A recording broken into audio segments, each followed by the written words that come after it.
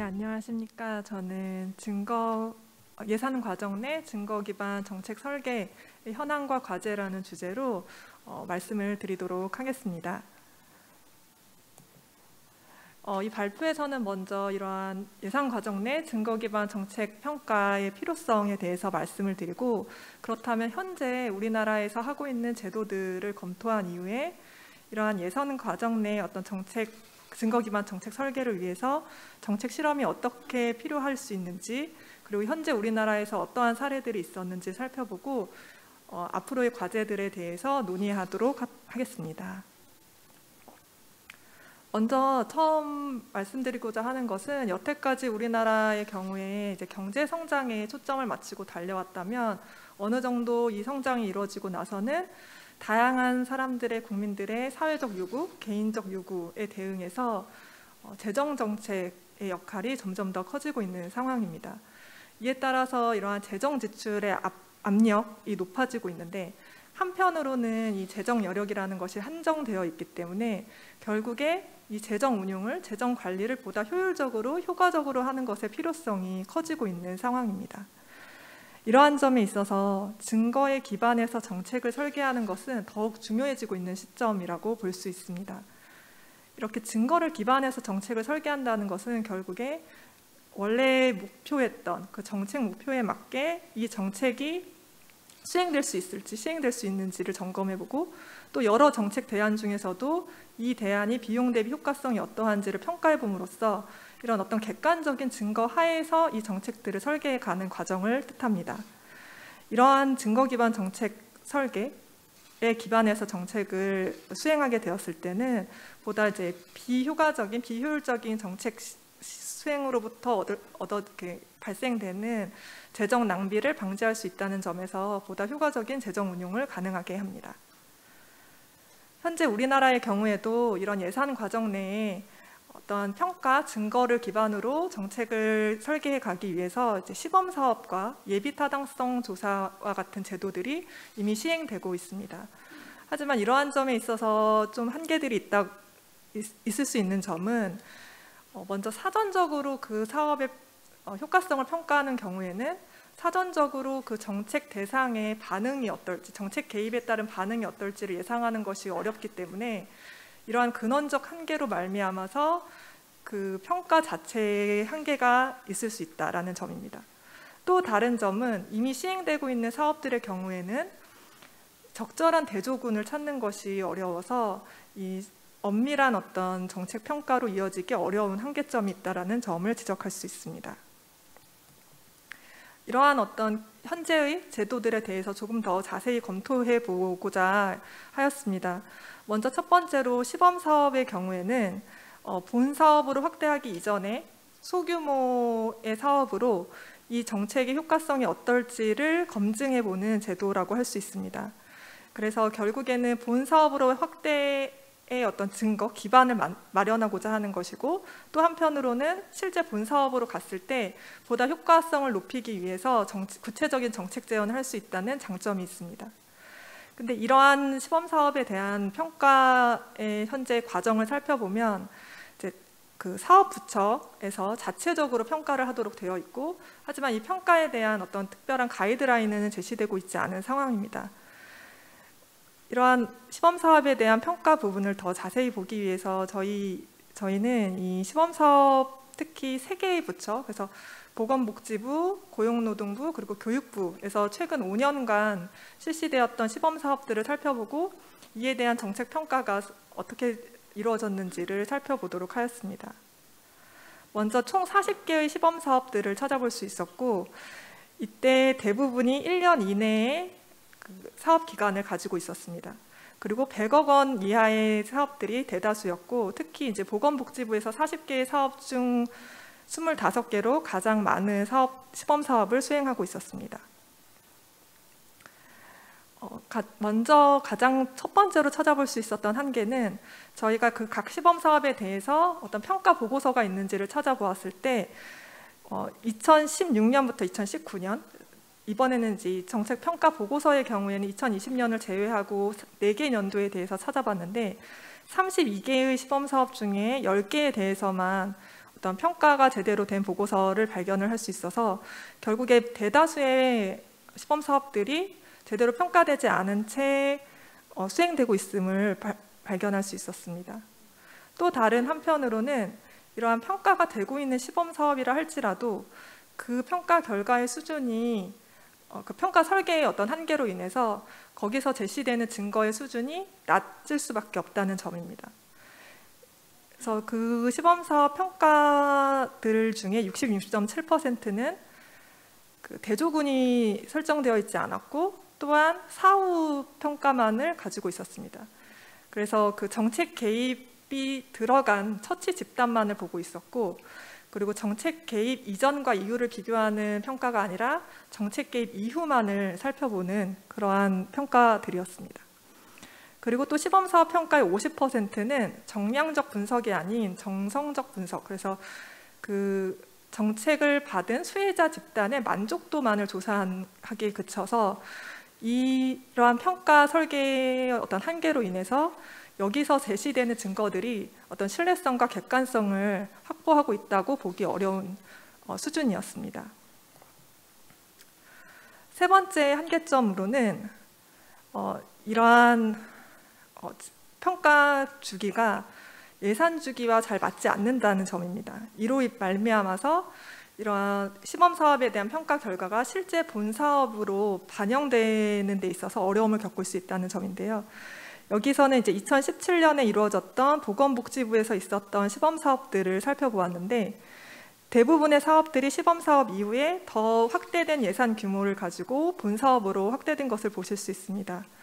그런데 대부분의 사업들이 끝나는 것이 10월, 11월 또는 그 다음에 1월과 같이 본 사업으로의 어떤 사업 계획을 하고 또 그 본 사업에 그 예산이 반영된 이후에 이 시범 사업들이 끝나는 경우들이 대다수여서 실제로 이 시범 사업의 평가 결과가 본 사업에 환류되고 있다고 보기 어려운 부분들이 많이 있었습니다. 이렇게 시범 사업이 실제로 어떤 증가를 제시해서 본 사업의 확대 결정에 또는 본 사업이 보다 효과적으로 실시되는 데에는 적용되기에는 좀 어려움이 있다라는 점이었었고요. 또 다른 어떤 사전적인 검증 제도로서 지금 우리나라에서 시행되고 있는 것은 예비 타당성 조사입니다. 예비 타당성 조사의 경우에는 그 사업 타당성을 검증하는 제도인데, 특히 이제 500억 원 이상의 대규모 사업에 대해서 적용되고 있습니다.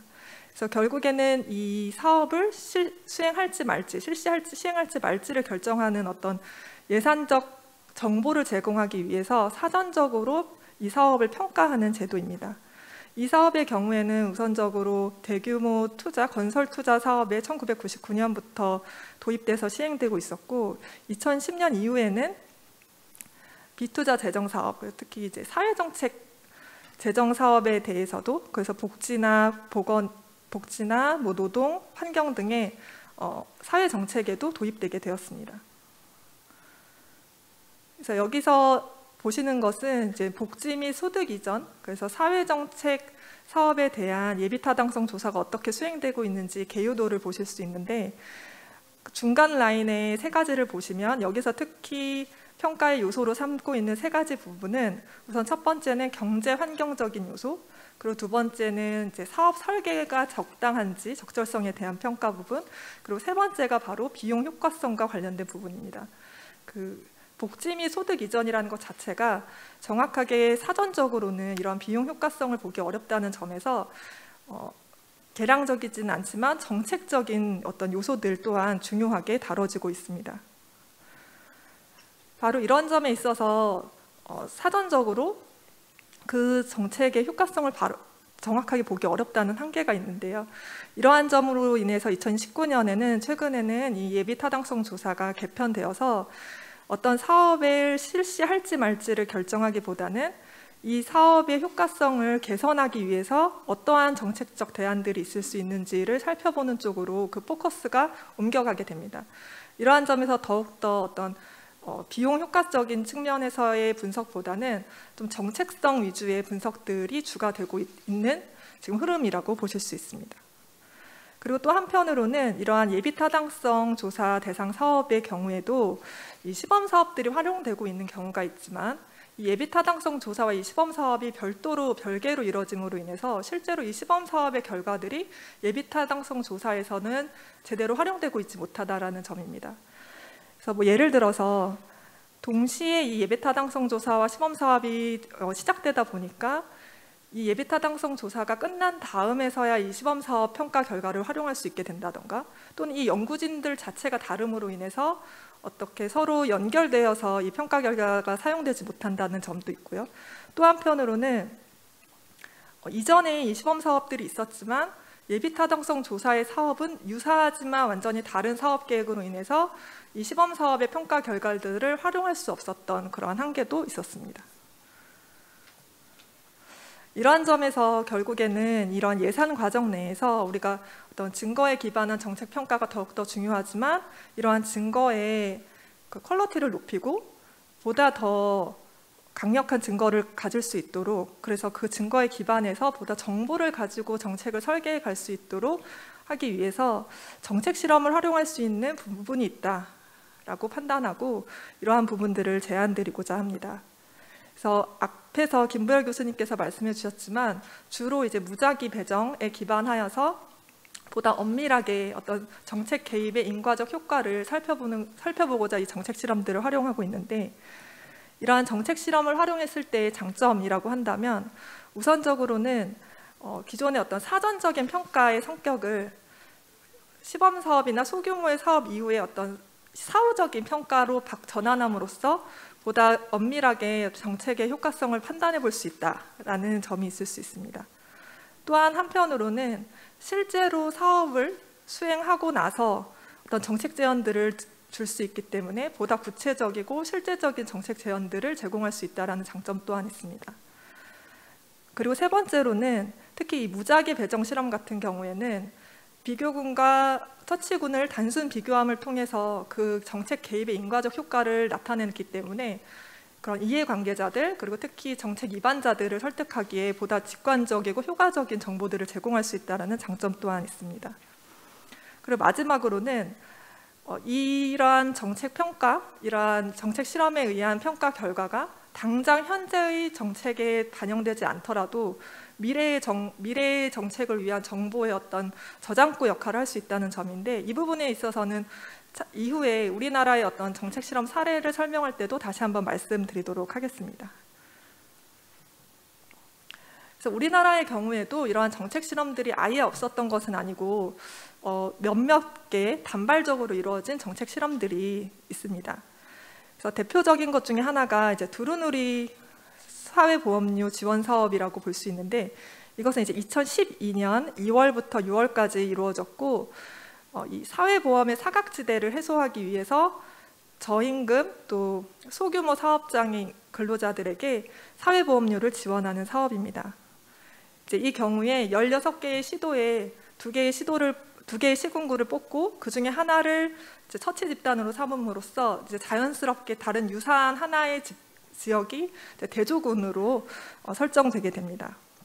그래서 이때 어떤 평가 데이터는 국민연금과 고용보험 행정 데이터가 이용되었고, 이것들을 실제로 이제 검증해 본 연구자들에 의하면 이러한 사회보험료 지원에 의한 가입자 증가는 있긴 있었지만 1% 또는 2% 이런 굉장히 작은 수치에 머물고 있었던 점이 드러나고 있습니다. 하지만 기존 가입자에 대한 지원이 커서 오히려 그로부터 얻어지는 비효율성, 사정 손실은 훨씬 더 크게 나타나고 있는데요. 이러한 부분에 대해서는 최근 2017년의 연구자뿐만 아니라 이 시범사업 직후에 평가되었던 2012년의 보고서에서도 동일하게 지적하고 있는 바입니다. 하지만 이런 시범사업 직후에 본사업이 바로 확대되는 과정 가운데 이러한 평가 결과가 실제 본사업에 반영되지 못하고 그대로 원래의 시범사업의 설계 그대로 본사업에 반영되었고, 이러한 어떤 큰 사정 손실에 대한 우려에 대해서는 2018년에 돼서야 이제 개선되는 모습을 보이고 있습니다. 그리고 두 번째 실험으로는 이제 기초생활보장제도의 근로소득 공제와 관련된 실험이 있습니다. 이 실험은 이제 2001년부터 2003년까지 3년 동안 이루어졌는데, 이제 그 기초생활수급자들, 특히 그 생계급여 현금을 받는 수급자들에 대해서 이제 일을 할 근로 의욕을 고취시키고자 근로소득을 일정 정도 공제해주는 그런 제도입니다. 그래서 이 경우에도 10개 정도의 지역을 선정하여서 한 그룹은 이런 근로소득 공제가 적용되지 않는 그룹, 그리고 나머지 7그룹은 7개의 각기 다른 정률식이라던가 아니면 정액식 또는 하이브리드식으로 이런 근로소득 공제가 적용되는 그런 처치 집단으로 나뉘게 됩니다. 그리고 이때도 행정 데이터를 사용해서 이들의 소득을 파악하고자 하였고, 또 한편으로는 우리나라의 저소득 가구들의 특히 이제 비공식 분야에서 일하는 경우가 많기 때문에 행정 데이터를 통한 소득 파악의 한계를 보이는 경우가 많이 있습니다. 이로 인해서 이 시범 사업에서 활용했던 데이터로는 그 수급자들에게 직접 근로활동과 소득에 대해서 물어보는 정보, 서베이 데이터를 함께 사용했고, 또 하나 특징적인 것은 전담 공무원들에게 그 각 가구에 대해서 어떻게 그 소득을 추정하는지를 물어서 그렇게 조사한 데이터를 함께 사용했다라는 특징이 있습니다. 이때 결국 그 평가 결과로 나타났던 것은 30%의 근로소득 공제율을 적용한 집단에서만 어떤 근로소득의 유의미한 증가가 나타났다는 점입니다. 하지만 이 2003년 시범 사업이 끝난 직후에는 이러한 근로소득 공제가 적용되지 않았었다가 2019년이 돼서 이 시범 사업에서 유일하게 효과가 있었던 것으로 나타났던 30% 근로소득 공제율이 실제로 적용돼서 현재 생계급여에 사용되고 있습니다.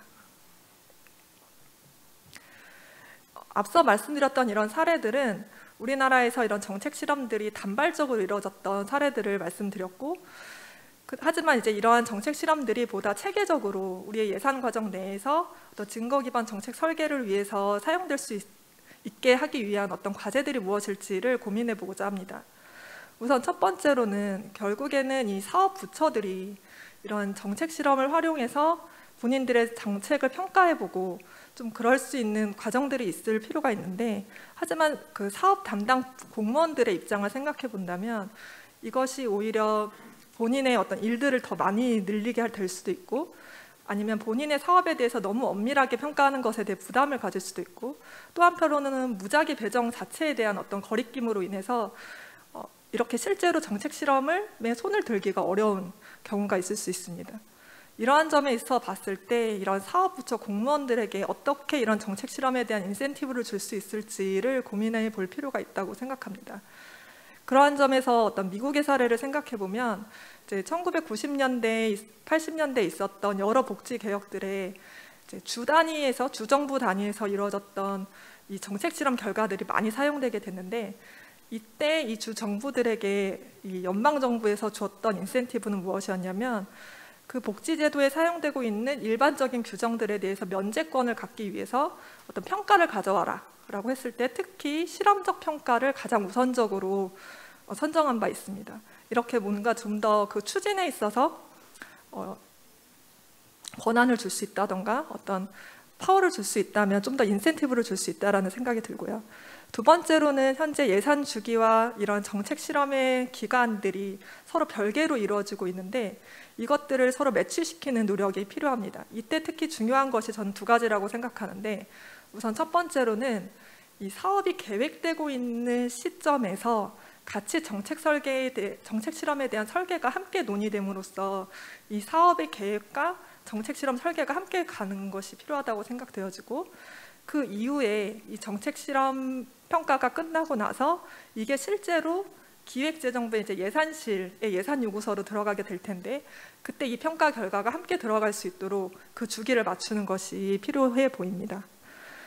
그리고 세 번째로는 이런 좀 더 강력한 엄밀한 평가 결과를 도출하기 위해서는 행정 데이터를 활용하는 것이 필요한데, 이때 단순한 하나의 행정 데이터가 아니라 교육과 고용과 복지 이런 것들이 서로 연계될 수 있도록 이 행정 데이터 간의 연계가 강화될 필요가 있다고 생각합니다.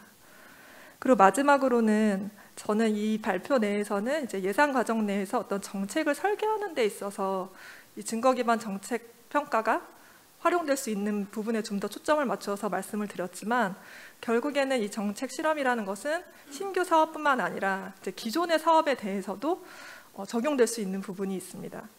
그래서 뭐 예를 들어서 대표적으로 미국의 경우에도 이제 90년대, 83년 이후로 90년대 있었던 여러 정책 실험들의 67%는 기존의 사업들에 이제 적용된 바 있고, 실제로 이러한 사업들이 실제 제도에 적용된 바 있습니다. 이런 점에서 봤을 때 이러한 정책 실험이 신규 어떤 사업뿐만 아니라 기존의 사업에 대해서도 뭐 심층평가라든가 여러 사업에 대해서도 적용될 수 있다고 생각이 들고, 이런 증거 기반 정책 평가가 우리나라에 보다 체계적으로 구축되는 그런 시점이 도래하기를 기대합니다. 네, 이상입니다.